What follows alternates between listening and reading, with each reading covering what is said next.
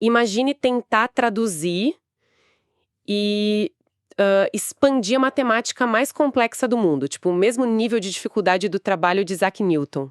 E sem calculadora, né? Exato.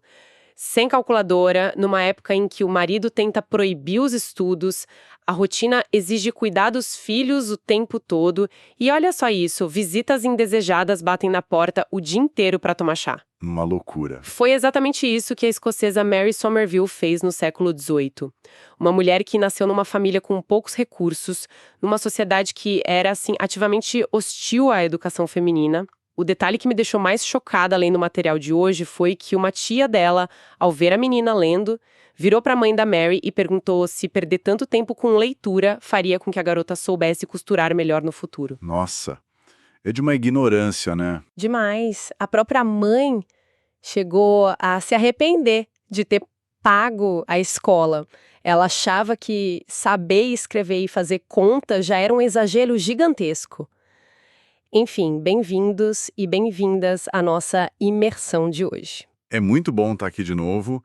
E, olha, o que é fascinante aqui é o absoluto contraste entre a hostilidade desse ambiente e a magnitude colossal do que ela conseguiu realizar. Com certeza, porque, assim, estamos falando de uma mulher que, no meio de todo esse caos doméstico, traduziu e ainda ampliou os 2 primeiros volumes do Tratado de Mecânica Celeste de Pierre-Simon Laplace. Que não é uma leitura leve, digamos assim. Nem um pouco. É um trabalho denso demais, envolve uma teoria da gravitação tão avançada que o próprio Laplace declarou que a Somerville era a única mulher no mundo inteiro que entendia a obra dele. E o matemático Simeon Poisson foi até além. O que ele disse? Ele afirmou que não havia sequer 20 homens em toda a França capazes de ler o livro que ela tinha escrito. Caramba, é de deixar qualquer um de queixo caído mesmo. E essa história monumental da Mary Somerville é o nosso grande ponto de partida hoje. O nosso material base é um trecho de um livro focado no princípio 2 do aprendizado profundo. O título é Foco, Afiço à Faca. Um título excelente, por sinal. Sim, e a missão desta nossa análise de hoje é desmistificar completamente a concentração. O texto faz questão de provar que focar não é tipo um dom genético ou uma aura mágica que desce dos céus. Que é o que a maioria das pessoas pensa, né? Exatamente. O autor argumenta que foco é, na verdade, um conjunto de 3 problemas extremamente práticos e solucionáveis, que são começar, manter e otimizar. Perfeito. Porque, veja bem, a genialidade costuma ser muito associada ao isolamento. Por exemplo, Albert Einstein se concentrava com tanta intensidade na teoria da relatividade que ele chegava a ter dores de estômago, problemas físicos mesmo. Ele somatizava o foco. Sim, o matemático Paul Erdős usava anfetaminas para manter aquele foco ininterrupto. Mas a Somerville não tinha o luxo do isolamento. Ela não podia se trancar numa sala. Ela lidava com a interrupção o tempo todo. E a analogia brilhante que o texto traz é que ela tratava a atenção e o foco profundo como se fossem um marcador de página. Um marcador de página? Como assim? É tipo um marcador de livro mesmo. Ela abria o livro, mergulhava fundo nas equações de mecânica celeste e, quando alguém batia na porta, ela simplesmente colocava um marcador mental ali. Ia fazer sala para visita, servia o chá e depois voltava à mesa, retomando o raciocínio exatamente daquele ponto milimétrico onde tinha parado. Nossa, isso é um superpoder. Então, a grande pergunta para nossa audiência hoje é se foi possível replicar essa habilidade no meio de um furacão doméstico no século XVIII, como quem nos ouve pode fazer o mesmo hoje, na era das notificações constantes do celular. É o desafio do século. Total. A resposta do texto divide essa batalha nessas 3 frentes que mencionei. E a primeira delas é a linha de partida. O problema número 1 é simplesmente falhar na hora de abrir o livro, digamos assim. O que nos leva ao grande fantasma da era moderna, a procrastinação. O terror de todo mundo. Certo, vamos desvendar isso. Porque a procrastinação carrega um estigma enorme na nossa cultura. A sociedade trata o ato de adiar tarefas como preguiça pura e simples. É sempre aquela narrativa de que falta força de vontade, falta disciplina. Mas a visão de que a procrastinação é preguiça é um equívoco gigantesco. Na análise profunda que o autor traz, procrastinar é fundamentalmente uma resposta emocional. Emocional. Não é só a preguiça de levantar do sofá. Não, é uma aversão à dor. Quando ocorre o adiamento de uma tarefa importante, é porque o cérebro associou aquela atividade a um desconforto psicológico muito profundo. Ah, entendi. Pode ser medo de falhar, um tédio extremo ou até a ansiedade de simplesmente não saber por onde começar um projeto grande. E aí, em vez de lidar com essa emoção negativa, o sistema nervoso busca uma válvula de escape imediata, algo prazeroso. Tipo, abrir as redes sociais. Exato. Mas o grande perigo aí não é apenas evitar o trabalho. O perigo real é que a nossa mente é uma mestra da autoilusão. Ela disfarça essa aversão com narrativas que são, assim, incrivelmente reconfortantes e lógicas. Ah, eu conheço bem essas narrativas. Tipo, eu já trabalhei bastante hoje, mereço dar só uma olhadinha no celular. Ou aquela clássica, é melhor eu arrumar a minha mesa inteira primeiro, limpar as gavetas, porque é impossível produzir sem um ambiente perfeito. Essa da mesa é um clássico. A mente cria justificativas muito racionais para um comportamento totalmente irracional. Essa racionalização esconde o fato central, que é a fuga de algo doloroso. Faz todo sentido. Portanto, o texto aponta que o primeiríssimo passo para intervir na procrastinação não envolve baixar um aplicativo novo de produtividade ou criar cronogramas supercomplexos. A intervenção começa com a consciência nua e crua dessa mentira interna. Ter a coragem de assumir, né? Sim, é o ato de reconhecer o impulso no exato segundo em que ele surge e admitir internamente: olha, esta não é uma pausa merecida. Este é o meu cérebro fugindo da frustração que essa tarefa vai me causar. E ao admitir isso, o texto nos entrega ferramentas práticas sensacionais que o autor chama de muletas mentais. Isso. A primeira delas é a regra dos 5 minutos. A instrução é sentar e tolerar o desconforto máximo da tarefa por apenas 5 minutos. A premissa é que aquele impulso agudo de fugir evapora muito rápido. E eu confesso que, quando eu estava lendo isso, eu fiz uma conexão imediata. Qual? Esperar só 5 minutos não é como entrar numa piscina gelada. Pensa bem. A procrastinação é o pavor visceral daquele choque térmico inicial. Perfeito. A regra dos 5 minutos seria como dizer para o próprio corpo: vamos só molhar os pés e ficar ali na escadinha. A gente sabe que a água está gelada, mas ao entrar aos poucos, o choque diminui, o corpo acostuma e a água começa a parecer normal. A barreira inicial de dor é contornada, sabe? A analogia da piscina ilustra perfeitamente o mecanismo neurológico que está em ação aí. Porque a amígdala, que é o centro de medo do nosso cérebro, ela antecipa um sofrimento contínuo. Ela acha que vai doer para sempre. Exato. Ela projeta que nadar naquela piscina gelada ou ler um texto denso de física vai ser uma tortura ininterrupta. Mas a neurobiologia da resistência aguda mostra que ela é provisória. É só o susto. Isso. Ao estabelecer um compromisso inegociável de apenas 5 minutos, a barreira de entrada é reduzida a um nível que o cérebro não percebe mais como uma ameaça existencial. Passados esses 5 minutos daquele choque térmico inicial, a aversão se dissipa. Que alívio saber disso. E aí as redes neurais engrenam na tarefa. A partir desse ponto, o custo energético para continuar estudando passa a ser significativamente menor do que o custo de parar tudo e trocar de atividade. Mas isso levanta uma dúvida importante para quem acompanha a gente. Se a ideia é manter a pessoa na piscina, o texto também menciona a famosíssima técnica Pomodoro, né? Aquela que dita 25 minutos de foco ininterrupto por 5 minutos de descanso. Sim, muito popular. Mas há um alerta bem severo no livro sobre ela. Se a regra dos 5 minutos funciona tão bem para enganar o choque térmico, por que não pular direto para os 25 minutos do Pomodoro e resolver logo o problema de uma vez? Porque a carga cognitiva inicial pode ser esmagadora. Se alguém ainda está sofrendo terrivelmente para passar dos primeiros 5 minutos de qualquer estudo, se ainda está naquela fase de terror agudo diante da água fria, tentar impor um bloco de 25 minutos logo de cara vai gerar um efeito rebote. Vai ser pior, então. Muito pior. O nível de exigência vai ser tão insuportável que a falha será quase inevitável. E o problema é que essa falha vai reforçar aquela crença limitante de que a pessoa é incapaz de focar. A muleta mental precisa ser proporcional ao nível de lesão da atenção da pessoa naquele momento. Entendi, é como fisioterapia. Exatamente.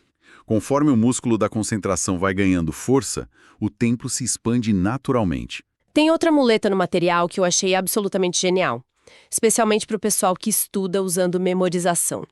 É a regra do flashcard. O autor relata que ele sentiu um impulso incontrolável de desistir logo depois de errar um cartão de memória.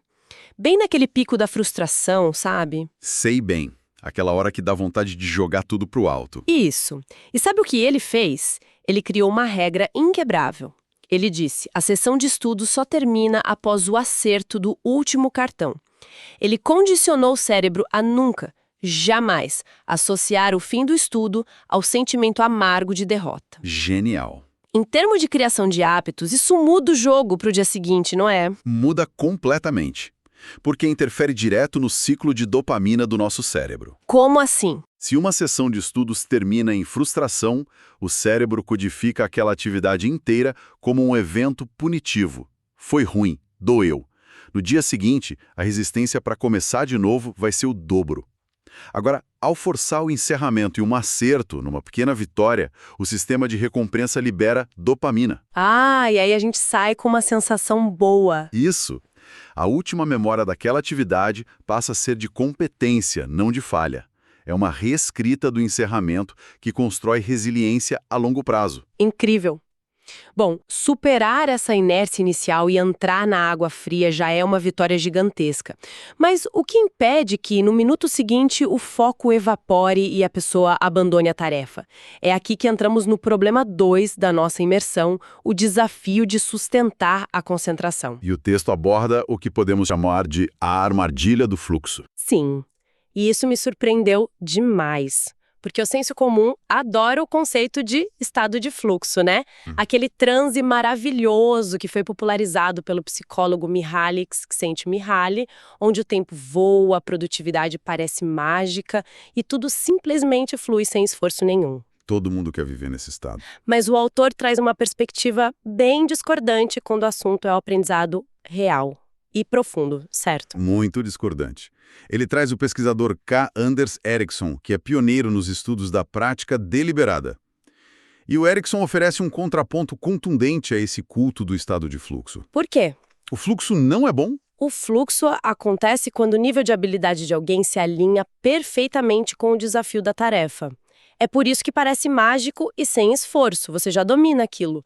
No entanto, o aprendizado profundo requer que o desafio exceda ligeiramente a habilidade atual. Tem que ser um pouco mais difícil do que você consegue fazer fácil. Exato.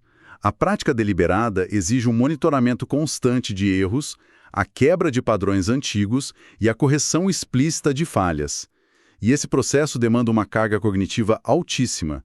É, por natureza, claudicante. Aprender um conceito difícil ou dominar uma nova técnica não deve parecer um transe prazeroso. Vai doer um pouquinho. Pelo contrário, vai ser autoconsciente, fragmentado e frequentemente acompanhado de bastante atrito mental. Nossa, saber disso tira um peso monumental das costas. Porque entender que suar a camisa para compreender um conceito complexo, sem entrar naquele transe mágico de produtividade, não significa que você ou o seu método estão errados. Significa que o aprendizado real está de fato acontecendo. O atrito é o sinal de crescimento. Mas é claro que, onde há atrito, a distração tenta se infiltrar de qualquer jeito. E o material divide as origens dessa distração em 3 grandes frentes. A primeira delas tem a ver com o ambiente. E aqui, gente, cai por terra aquele mito de ser multitarefa. Totalmente. A crença de que o cérebro humano pode processar múltiplas tarefas complexas simultaneamente é uma falácia neurológica. Isso já está muito bem documentado na ciência. Mas a gente tem a sensação de que está fazendo várias coisas ao mesmo tempo. É uma ilusão. O que o cérebro faz, na verdade, é alternar rapidamente entre as tarefas. E o problema central disso é o que a neurociência chama de resíduo de atenção. Resíduo de atenção. Como funciona isso na prática? Imagina que a atenção muda da leitura de um relatório denso para uma checagem rápida no celular. Uma parte da sua capacidade cognitiva continua processando o que você viu no celular mesmo depois que os olhos já voltaram para o relatório. O texto reforça que manter a TV ligada ou ouvir áudios paralelos enquanto se estuda não ajuda a focar de jeito nenhum. Só atrapalha. Serve apenas para mascarar o tédio natural daquele atrito mental que a gente mencionou, degradando severamente a qualidade do aprendizado. Bom, a segunda origem da distração mora na própria natureza de como abordamos a tarefa. O texto diz que o consumo passivo é um convite aberto para a mente viajar. Eu gosto de chamar isso de hipnose rodoviária. Ótimo termo. Quem dirige sabe como é. Você está numa estrada reta, super monótona, e de repente você percebe que os últimos 10 quilômetros passaram em branco, sem nenhum registro na memória. Você nem sabe como chegou ali. A leitura passiva é a hipnose rodoviária intelectual. Os olhos varrem as frases no papel, mas o cérebro está planejando o jantar de amanhã, sabe? É exatamente isso. Mas qual é o mecanismo para quebrar essa hipnose, então? A solução é transformar essa estrada monótona numa trilha cheia de curvas acentuadas, exigindo que o cérebro abandone o modo de recepção passiva e adote a produção ativa. Dá trabalho para ele. Isso. Em vez de apenas ler o livro, a diretriz é criar mapas mentais, explicar o conceito em voz alta para uma plateia imaginária no quarto ou testar o conhecimento com perguntas diretas. Tente colocar a mão na massa. O mecanismo cognitivo aqui é simples. Quando um sistema é forçado a gerar uma saída, os recursos de memória de trabalho e atenção executiva precisam ser plenamente recrutados. Com as duas mãos firmes no volante para produzir uma resposta, simplesmente não sobra espaço mental. Não tem largura de banda para que a distração externa ou os devaneios se instalem. Fantástico! E isso nos leva à terceira causa de distração, que é provavelmente a mais insidiosa de todas: a nossa própria mente. Mais especificamente, a invasão de emoções negativas. Angústia, dúvida existencial de tipo, eu nunca vou aprender isso, ou raiva de não estar entendendo a matéria. Isso fragmenta o foco de uma maneira brutal. E como fragmenta? O texto cita uma pesquisa muito reveladora que foi conduzida na UCLA pelas pesquisadoras Susan Smalley e Diana Winston. Elas propõem uma abordagem radicalmente diferente de como lidar com esse ruído interno. A pesquisa da Smalley e da Winston atinge o cerne do problema porque subverte a nossa resposta instintiva. A reação automática do ser humano diante de um pensamento negativo ou intrusivo durante o trabalho é tentar suprimi-lo. É fazer força para não pensar naquilo. É tentar empurrar a frustração para baixo e focar na marra. O problema, e isso é comprovado pela teoria do processo irônico na psicologia, é que a supressão exige uma energia mental constante. E o que acontece? Acaba fazendo com que o pensamento volte com ainda mais força. É o clássico não pense num elefante rosa, você pensa na hora. Exatamente.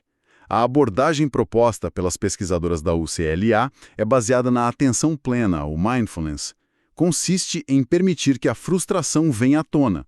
Você reconhece a presença dela de forma objetiva, tipo, olha, estou sentindo frustração por não entender este parágrafo. E ponto. Sem brigar com a emoção. Isso.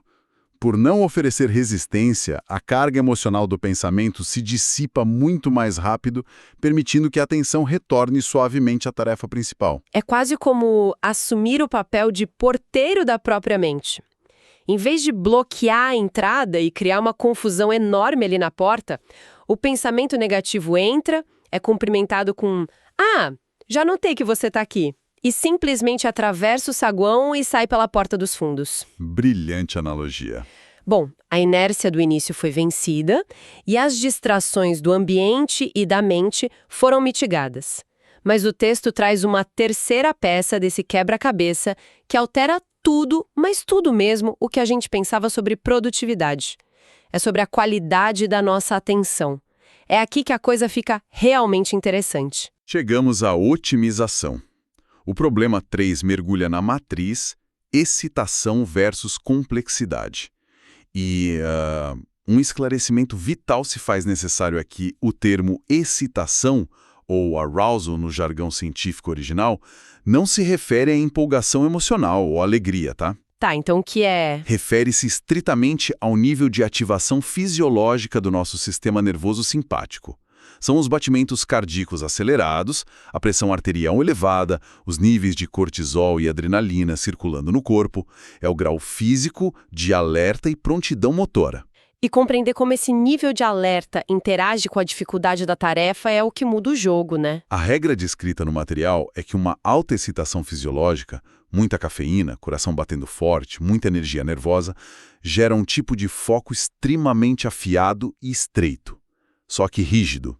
É a condição ideal para um atleta atirar um dardo perfeitamente no centro do alvo, ou para a gente realizar tarefas muito lineares e burocráticas. Por outro lado, a baixa excitação, aquele corpo relaxado, sistema nervoso parasimpático dominando, respiração bem lenta, produz um foco muito mais amplo e flexível. Que é o necessário para a criatividade e abstração. Exatamente. É a configuração necessária para resolver uma equação de física quântica ou encontrar a rima perfeita num poema. Exige-se quietude para que a mente consiga fazer conexões entre conceitos que estão muito distantes. E para materializar esse conceito, o autor descreve um experimento científico notável que eu acho fascinante. Os pesquisadores pegaram dois grupos distintos. De um lado, indivíduos sofrendo de privação severa de sono. Do outro, indivíduos perfeitamente descansados. Os exaustos e os super dispostos. Isso. Ambos os grupos receberam a missão de resolver problemas cognitivos com uma dificuldade padrão. A variável introduzida foi ambiental.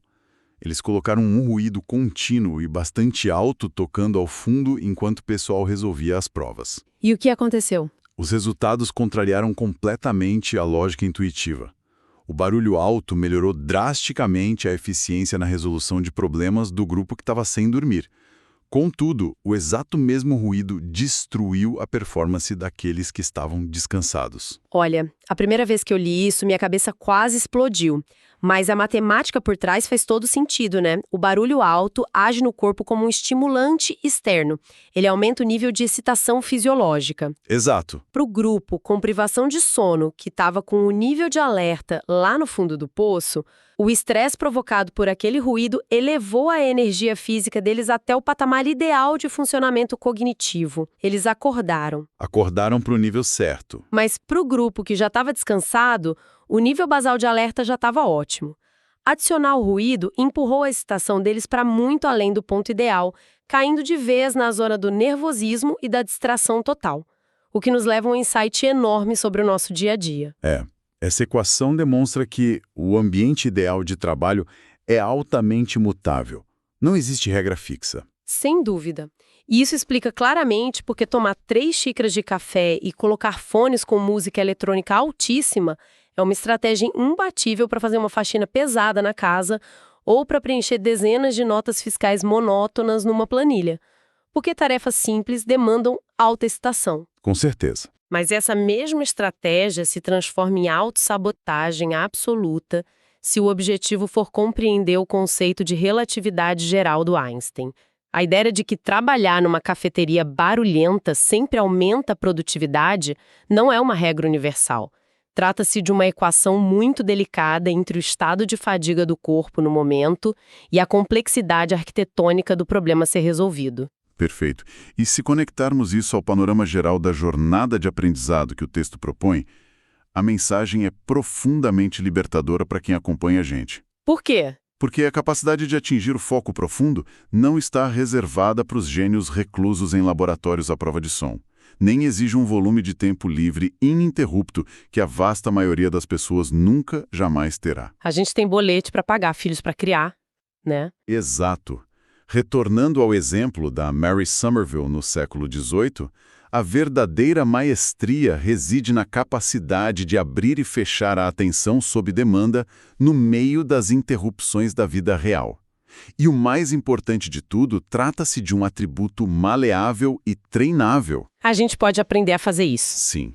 Inicia-se suportando a frustração por 30 segundos, depois expandindo gradualmente para 5 minutos, fortalecendo a tolerância neurológica à dificuldade até que aquele choque térmico inicial da tarefa se transforme em fluência. Então, o que tudo isso significa no final das contas? Passamos por várias táticas hoje, a regra dos 5 minutos para quebrar a inércia, o combate à hipnose rodoviária da leitura passiva, a calibragem do nosso termostato fisiológico entre excitação e complexidade, mas existe uma reflexão muito mais densa escondida nas entrelinhas desse material? É verdade. Se a procrastinação é, na sua raiz, a incapacidade de lidar com o desconforto agudo, e se a quebra constante de concentração é frequentemente engatilhada por emoções negativas e pela frustração diante de erros durante a prática deliberada.